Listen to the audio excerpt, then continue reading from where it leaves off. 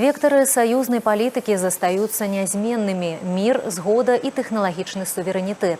Российские регионы – основный экономичный партнер Гомельской области. На долю усходнего суседа припадает больше за 60% усіх замежных инвестиций региона. Паўднёвы ўсход Беларуси поставляет черные металлы, удобрения и молочную продукцию, атрымліваючы наўзамен нафту и стратегичную сыровину.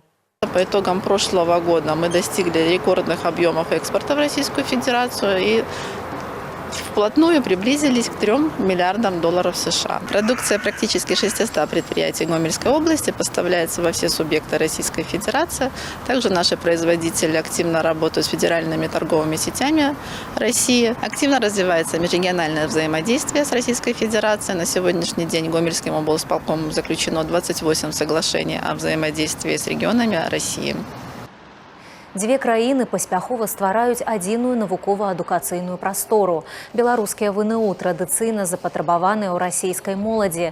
Так, у Гомельскім дзяржаўным універсітэце імя Францыска Скарыны на розных факультэтах навучаецца больш за 60 студэнтаў з Расіі.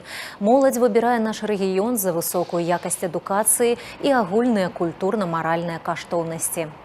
Изначально я приезжала к своим родственникам. Очень много была наслышана, что белорусское образование очень качественное. Вот проучившись уже 1 год, я это поняла.